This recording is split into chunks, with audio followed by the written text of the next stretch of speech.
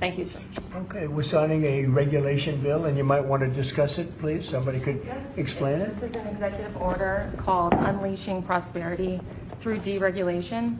So it slashes unnecessary regulations, which will put more money in Americans' pockets, unleash economic growth, and guarantee that the United States of America remains the strongest competitor on the world market. And in order to achieve that, this order requires a rigorous regulatory budget process. So for each new regulation issued, at least 10 prior regulations will be identified for elimination. So 1 for 10. And that's never been done before. We came very close to doing it in the first term, and we'll be able to easily do it, I think, in this term, and that'll have a big impact on regulation, getting rid of so many ridiculous regulations. Hey everyone, today we're diving into the breaking news straight from the Oval Office. President Trump has just signed a series of groundbreaking executive orders that could reshape the landscape of America. So, let's break it all down. First up, we have the Unleashing Prosperity Through Deregulation Executive Order. This is a massive move aimed at cutting red tape and boosting the U.S. economy. The key takeaway? For every new regulation introduced, 10 outdated ones will be eliminated. Yes, you heard that right, 10 for 1. This unprecedented move is designed to stimulate job growth and investment, giving businesses the freedom to thrive without unnecessary restrictions. Now, Trump's actions are closely aligned with Project 2025, a conservative policy blueprint by the Heritage Foundation. Despite his past denials, these new orders clearly reflect the project's core goals: deregulation, immigration reform, and changes in social policies. Speaking of social policies, Trump has signed an order recognizing only 2 sexes and declaring gender dysphoria incompatible with military service. This move has sparked controversy and heated debates across the nation. In addition, there's a new federal hiring freeze in place. This freeze affects top career federal positions but exempts political appointees. Again, this aligns with Project 2025's recommendations. Somebody could explain it. This is an executive order called Unleashing Prosperity Through Deregulation. So it slashes unnecessary regulations, which will put more money in Americans' pockets, unleash economic growth, and guarantee that the United States of America remains the strongest competitor on the world market. And in order to achieve that, this order requires a rigorous regulatory budget process. So for each new regulation issued, at least 10 prior regulations will be identified for elimination. So 1 for 10. And that's never been done before. We came very close to doing it in the first term, and we'll be able to easily do it, I think, in this term, and that'll have a big impact on regulation, getting rid of so many ridiculous regulations. And very importantly, Doug Burgum and Catherine, incredible governor of North Dakota, as you know, and did a really great job. And I asked him to serve as the Department of Energy, the secretary, and he has agreed to do it. And in many ways, the United States, I guarantee it's going to prove to be correct, that the United States is very lucky to have them, because they're a great team, great man and wife, great talent. So we are going to be working, and you're going to be working very hard with Chris Wright over at Energy. And we have a lot of land. We have more land than anybody else in the world that has energy under it, namely, I call it liquid gold, but oil and gas and other things. And he'll be seeking that out, and he's going to help our country to become extremely liquid and extremely wealthy again. And I don't think it'll take too long. He's ready to go, right? He just got approved, as you know, by the Senate. So it was pretty good. We want to thank everybody, and we want to thank Senator Thune for moving it along. And if you could give me his commission, we'll sign it. Thank you very much. And if you'd like to ask a question of the new secretary, it's a very interesting title, but it's a pretty great title, right? Yes. Cabinet member and everything else. What is your first priority as Secretary of Interior, sir? Well, as you've heard President Trump say, we have to turn the ship around. If Interior was a public company, its stock would be in the tank. Revenue has been declining.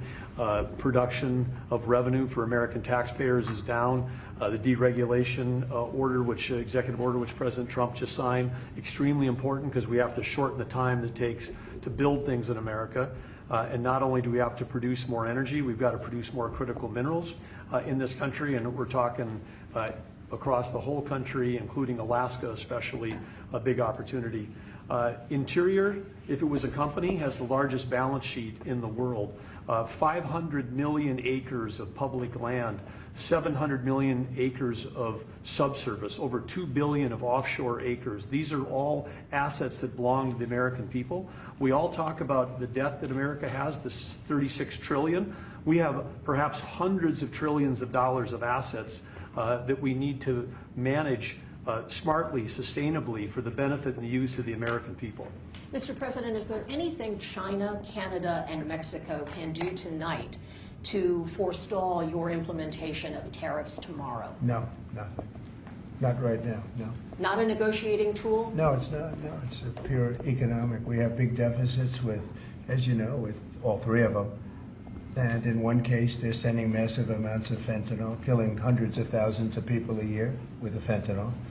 And in the other two cases, they're making it possible for this poison to get in, number one. And number two, we have big deficits, and it's something we're doing. And we'll possibly very substantially increase it. We're not. We'll see how it is. But it's a lot of money coming to the United States. As you know, we have about a $200 billion deficit with Canada, getting close to $200 billion.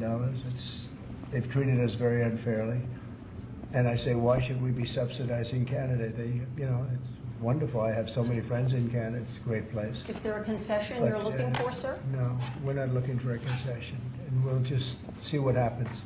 We'll see what happens. And with Mexico, it's the same thing. We have a $250 billion deficit, and we have a lot of people coming into the border, and now we've largely stopped that, but we've stopped that ourselves. I think they've done a fantastic job. You've seen the numbers, they've dropped to almost zero. But we've suffered under the past administration for years and years. We've suffered with millions of criminals coming into our country. Criminals, people from jails from all over the world. They come through Mexico, and they come through Canada too. A lot of them come through Canada, and a lot of fentanyl comes through Canada, and China makes the fentanyl. China makes the fentanyl, gives it to Mexico, puts it through Canada, puts it through different places, mostly Mexico, but also a lot through Canada. And so all three haven't treated us very well. There are Sir, significant... can I ask you about your meeting with NVIDIA? What did you talk about, and do you think you need to ban more of the chips that they're selling to China? Well, he's a great gentleman, and I hadn't met him. He's the biggest in the world in terms of chips. And I can't say what's going to happen with it. We had a meeting. It was a good meeting.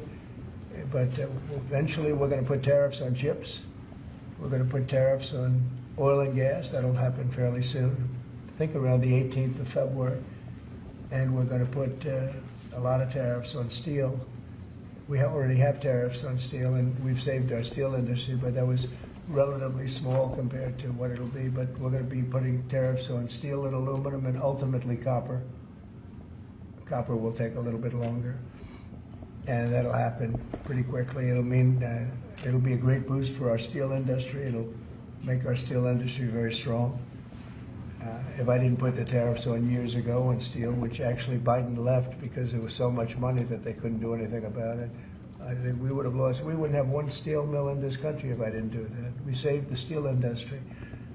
So it was an honor to do it, and I think the people that love me most in the whole world are people that make steel. But we're going to be putting sometime this month, next month, we're going to be putting tariffs on steel and aluminum. And we'll give you an announcement as to what the exact date is. But it'll be a tremendous amount of money for our country, a tremendous amount. These are big numbers. And in addition to that, and you see the power of the tariff. I mean, the tariff is good. And nobody can compete with us because we have by far the biggest piggy bank. And so that'll take place very quickly. But also we'll be doing pharmaceuticals. and to bring our industry back. We want to bring pharmaceuticals back to the country, and the way you bring it back to the country is by putting up a wall, and the wall is a tariff wall. We were the richest country in the world. We were at our richest from 1870 to 1913. That's when we were a tariff country. And then they went to an income tax concept, and how did that work out? It's fine. I mean, it's okay, but would have been very much better. So we'll be doing pharmaceuticals, importantly, and drugs, medicines, etc. All forms of medicine and pharmaceuticals. And we'll be doing, very importantly, steel. And we'll also be doing chips and things associated with chips. And sir, what do you plan on talking with the Japanese Prime Minister about next Friday when you all meet? Well, he's coming in, next week. I don't know, he asked for a meeting, and I have great respect for Japan. I like Japan. Prime Minister Abe was a very close friend of mine. What happened to him was so sad, one of the saddest days. But they're coming in to speak to me, and I look forward to it. Mr. President, on the crash, do you have any concerns that your commentary about things you have described as common sense or your observations could in any way interfere with the thorough investigation of the crash? No, I think they'll do an investigation. It'll probably come out the way I said it. I like to put it up front. I'm so tired of listening to things happen to our country, and then people say we'll do an investigation, and 3 years later they come out with a report that nobody looks at. Especially, not in all cases can you do that, but in this case, you had a helicopter that was, the Black Hawk was too high. It was above the 200 limit by double. It shouldn't have been there. And there were some other mistakes made too, and I pointed them out also, and I was right on all of it, but they'll still do an investigation just to check it out. But I think As that's Commander-in-Chief, are you at all concerned about opining about the Army and the conduct of that aircraft when you are Commander-in-Chief and these are the people who report to you, and there's an investigation ongoing? This was all caused by bad rules, regulations, and other things by Biden, the What Biden tells you that, sir? administration. And when you look at the way they ran things, in fact, if you look, we hired, one of the first things I told them to do, I said, get talented people in those beautiful towers overlooking runways. You better get them in there fast, because we don't have people there that are qualified. And you knew that because planes were landing very, very late. They were circling all over the place. We had people that didn't know what the hell they were doing. And sir, there are planes in the air everywhere, and there are other air traffic. Pardon me, sir. We have to have the best people, the smartest people, the sharpest people as control tower experts. And that's what they have to be. They have to be experts, and they have to be very smart.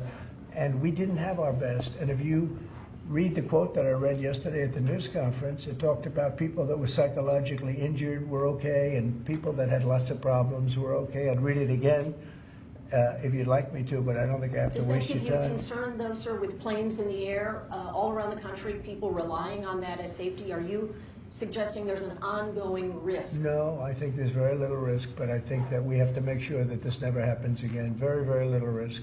And we're taking actions that this can't happen again. The helicopter, as you know, was out of its zone. Shouldn't have been out of its zone. It was at the same height as the airplane. Now, the airplane was coming down on its track. It was perfect. It was in perfect shape coming down, and something was in its way. You can't let that happen. And it won't be happening again. And this was all because of weak rules in the Biden administration. And we're just not going to let that kind of thing happen again. And again, I could wait, and I could, give a report in 2 years like they always do. And sometimes it's obvious. In this case, to me, it was very obvious. And I think I've been proven to be very correct. Yeah. Mr. President, what do you expect from your meeting with Prime Minister Netanyahu next week? I expect a lot of good things. From all meetings, I expect good things. Marco Rubio, as you know, is going to make a tour of various countries in South America. He's going to be meeting in Panama, where Panama's treated us very badly. They gave him, rather foolishly, a thing called the Panama Canal, the most expensive project we ever built, if you look at today's numbers. Most expensive ever built. We lost 38,000 men. In that case, all men, just about all men. 38,000 to the mosquito, to malaria and various other problems that you get from jungles. It was a tremendously costly event. We built the Panama Canal 110 years ago. Think of it, the most expensive development we ever did, and really one of the wonders of the world, one of the great wonders of the world. And we didn't give it to China, we gave it to Panama. And Panama's been ripping down all the China language signs. They've been working like mad to try, but about 70% of the signs were up and they were written in Chinese, and that's not the deal. So we're going to take it back. They've already offered to do many things, but we think it's appropriate that we take it back. They've totally violated the agreement. We have an agreement. They violated the agreement, and Marco Rubio's going over there to talk to the gentleman that's in charge. Mr. Gaza, do you still think it's a good idea for Jordan and Egypt to be taking in Palestinians when they reject the idea and the Palestinians who are living now in Egypt? Oh, I think Jordan will take people, yeah, people from Gaza. And I think Egypt will take them also. I mean, I heard somebody said they're not going to, but I think they will. I feel confident they will.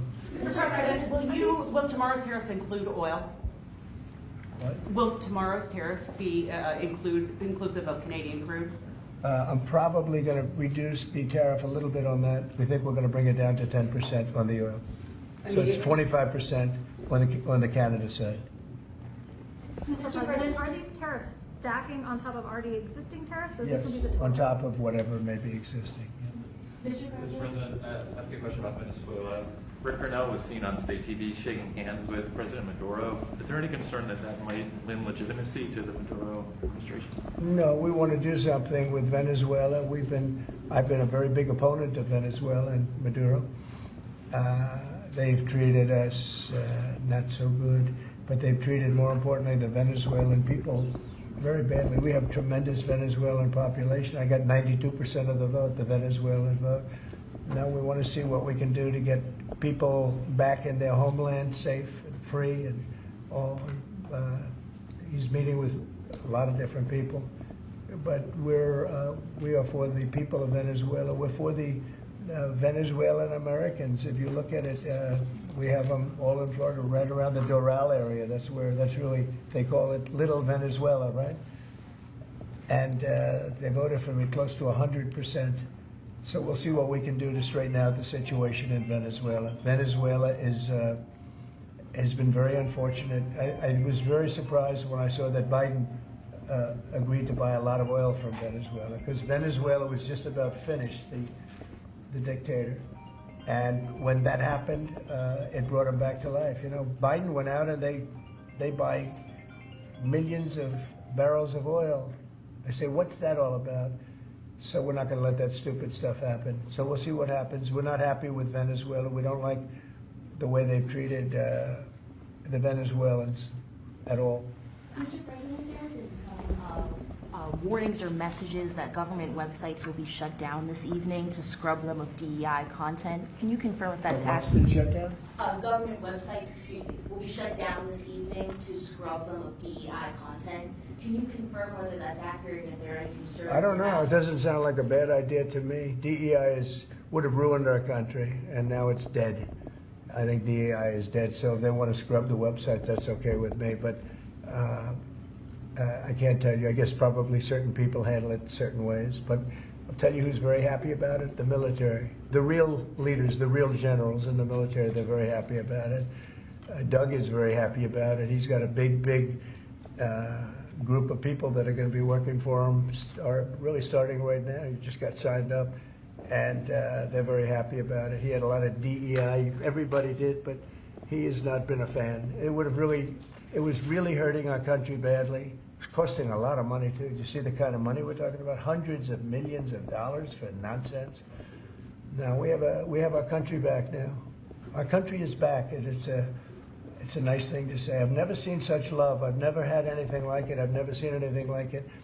People are coming up, sir, thank you for bringing our country back. We were losing our country, and I think we're stronger now than we've been in many, many decades. And the Department Can you update on your call with Vladimir Putin? Well, we'll be speaking. We'll be speaking, and I think perhaps do something that'll be significant. We want to end that war. That war would have never started if I was president, and we want to end that war. That war is a horrible war. Millions of young people are being killed, mostly on the lines now, mostly soldiers. But the cities have been largely destroyed, many of them. They're like demolition sites. But the soldiers are just shooting at each other. You know, it's a very flat land. I said this the last time, very, very flat land. The only place that a bullet stops is when it hits a person. And they're hitting a lot of people. They're hitting a lot of soldiers, but on both sides. You know, I think Russia would probably say close to 800,000, and Ukraine 600,000 or 700,000. And it's just a senseless situation, and it's got to stop. So whatever I can do to stop it, and we are having discussions, yes. Ongoing, already scheduled and ongoing? Already talking, yes. So you've already spoken to Vladimir Putin? I don't want to say that, but we are having very serious discussions. Is there a reason you don't want to? We are, well, I just don't want to say that. We're having very serious discussions about that war, trying to get it ended. With Russia? With Russia, yeah.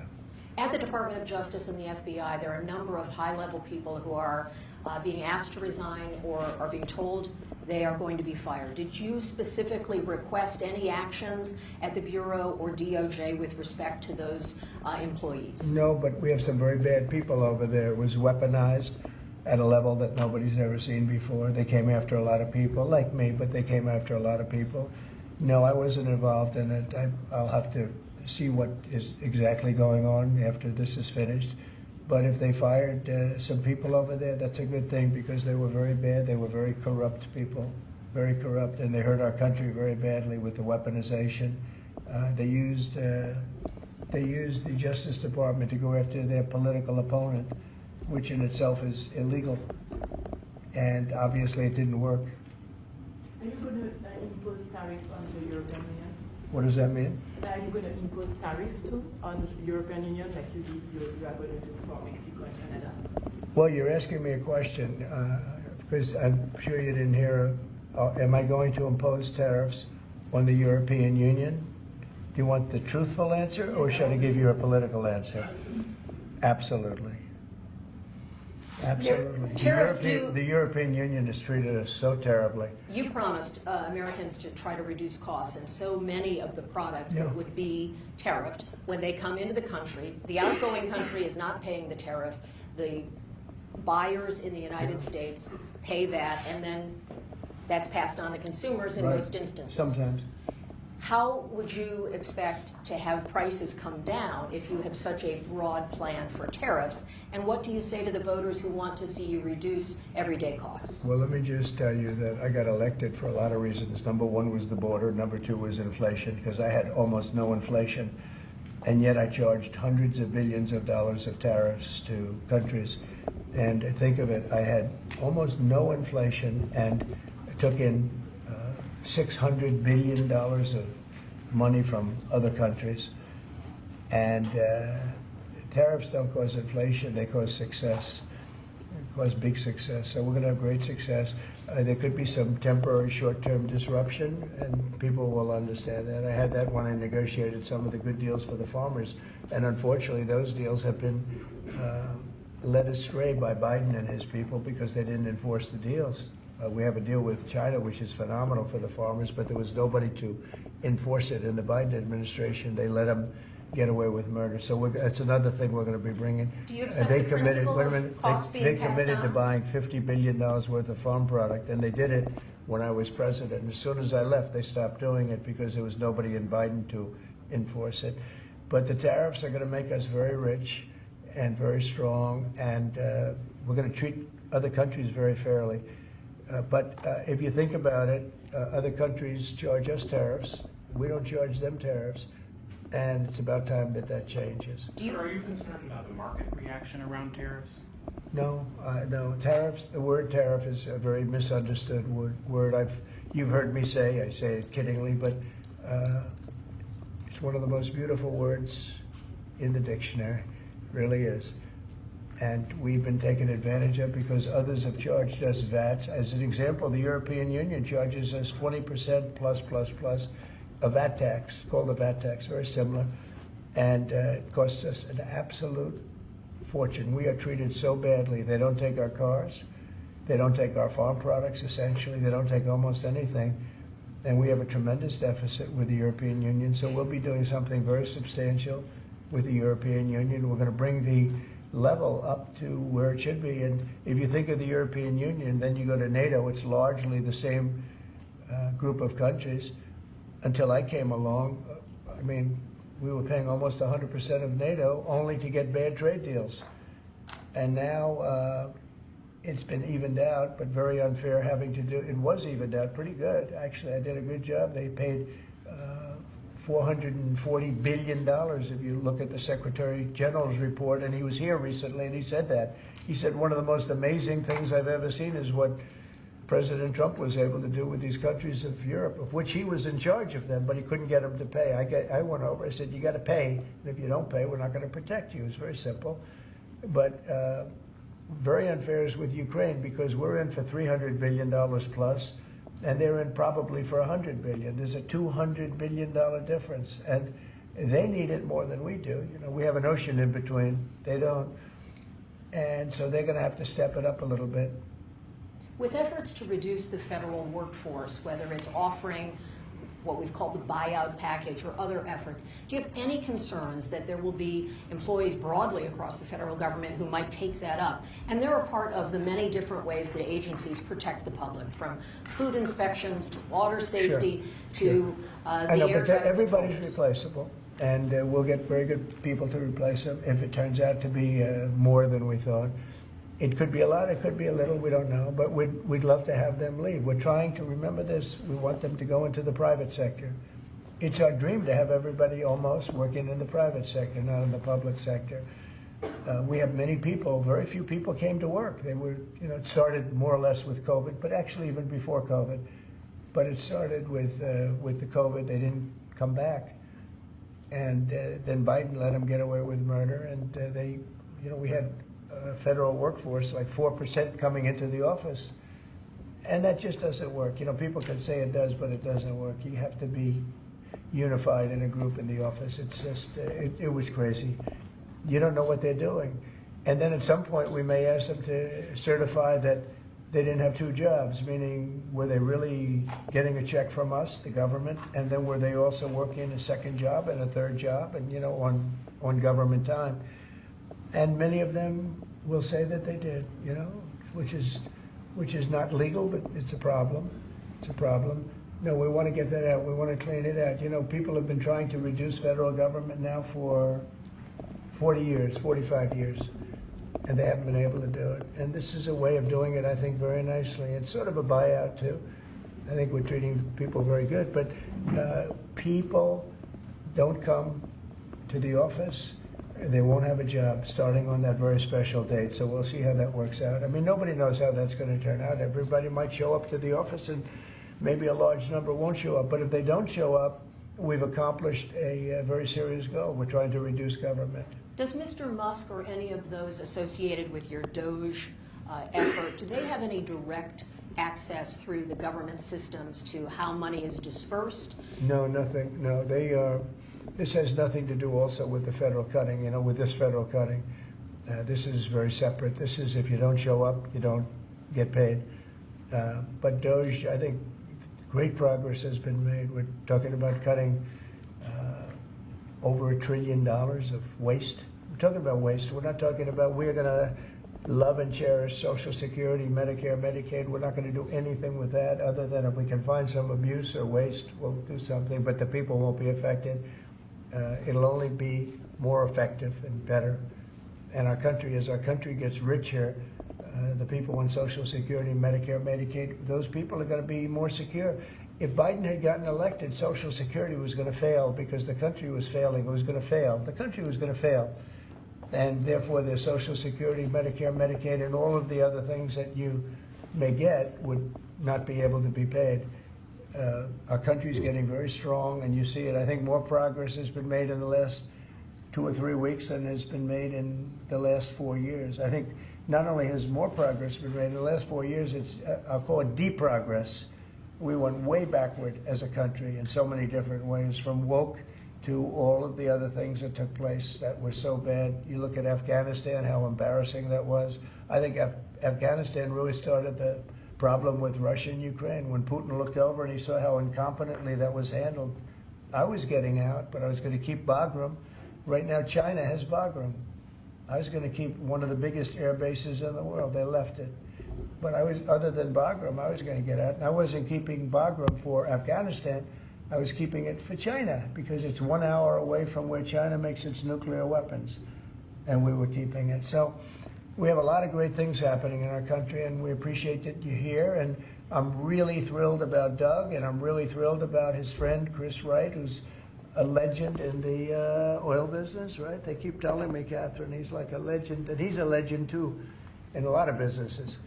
And we have an amazing group of people working with us. There's a man behind me who became a tremendous success. He was not a wealthy man. He didn't start off a wealthy man, and he ended up a wealthy man. And you know, that's a great talent, and he's willing to sacrifice so much and to put it to work for our country. Watch the job he does on the interior, but in particular on really making our country very, very wealthy by utilizing it properly. And at the same time, environmentally, he does it he's very much an environmentalist. He's going to do it very carefully and very painstakingly good. But you just watch what happens. And working with the Department of Energy, where his compatriot, his friend, and also considered the most talented man in the oil business, is the head of the Department of Energy, and they work together. It's almost like a partnership. It really is a partnership. And watch what that does for our country. It'll be a fantastic thing to see. Thank you very much, everybody. Confirmed, and the DNC is set to elect a new chair. These executive orders have drawn sharp criticism from groups like the Human Rights Campaign and Protect Democracy, who are concerned about the alignment with Project 2025 and its potential impacts. That's all for now, folks. Make sure to hit that subscribe button and stay updated with the latest news. We've got more content coming your way. Thanks for watching.